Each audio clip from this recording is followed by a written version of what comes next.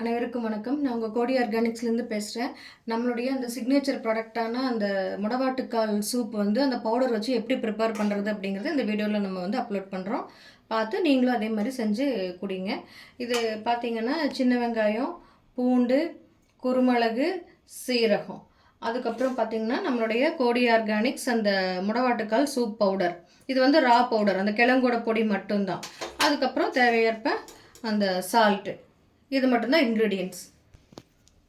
இப்போ நம்ம அந்த இன்க்ரீடியன்ஸ் எல்லாம் காமிச்சோம் இல்லைங்களா, அது எல்லாத்தையும் வந்து மிக்சியில் போட்டு அடித்து அந்த பவுடரும் எல்லாத்தையும் சேர்த்து அடிச்சுட்டு இதை வந்து நம்ம என்ன பண்ணுறோன்னா அந்த பேனில் போட்டு இனி வந்து கொதிக்க வைக்கணும். இப்போ நம்ம அந்த மிக்ஸி ஜாரில் எல்லாத்தையும் அடித்தோம் இல்லைங்களா, அடித்து தண்ணி ஊற்றி கலந்து இதில் ஊற்றிருக்கோம். அப்போ நம்ம வந்து சால்ட் ஆட் பண்ணிக்கணும். அடுத்ததாக வந்து சால்ட் ஆட் பண்ணி இன்னொரு 2-3 மினிட்ஸ் கொதிக்க விடணும். ஜஸ்ட் ஒரு டீ வைக்கிற டைம் தான் இதுக்கு நமக்கு ஆகும். ரொம்ப பெரிய டைம் ஆகும். இது 3 டம்ளர் ஊற்றி 1.5 டம்ளர் ஆகணும் அந்த மாதிரி எல்லாம் எந்த ப்ராசஸும் கிடையாது. ஜஸ்ட் ஒரு டீ வச்சு நம்ம குடிப்போம் இல்லைங்களா, அந்த டைம் தான் அந்த மாதிரி டைம் எடுக்கும். அதுக்கு மேலே நமக்கு வந்து டைம் எடுக்காது. இப்போ வந்து அந்த இது வந்து கொதிச்சிருச்சு நல்லாவே. இப்போ பார்த்தீங்கன்னா அந்த முடவாட்டுக்கால் சூப் வந்து நம்மளுக்கு ரெடி ஆயிடுச்சு. இது வந்து நம்ம கிழங்கா இருக்கும்போது அந்த ப்ராசஸ் பண்ணி குடிக்கிறது வந்து நமக்கு ரொம்ப டைம் எடுக்கும். அதுவும் இல்லாமல் அந்த கிழங்கு வந்து ரொம்ப நாள் நம்ம வச்சுருக்க முடியாது.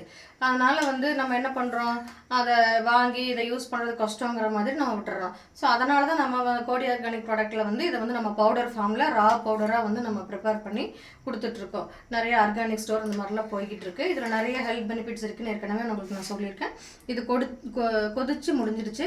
இதுக்கப்புறம் நம்ம என்ன பண்ணுறோம் அப்படின்னா ஸ்டவ்வை வந்து ஆஃப் பண்ணிக்கிட்டு ஃபைனலாக வந்து அந்த மல்லி இலையெல்லாம் போட்டு நம்ம வந்து இதை வந்து சர்வ் பண்ணுறதுக்கு ரெடியாக வச்சுருக்கோம். நம்ம இப்போ இந்த மாதிரி இருக்கிறத வந்து நம்ம என்ன பண்ணலாம், இப்போ எல்லாமே ஆட் பண்ணிக்கிட்டோம். ஸோ இப்போ வந்து இந்த சூப் வந்து நம்மளுடைய முடவாட்டுக்கால் சூப் பவுடர் வச்சு நம்ம சூப் ப்ரிப்பேர் பண்ணிக்கிட்டோம்.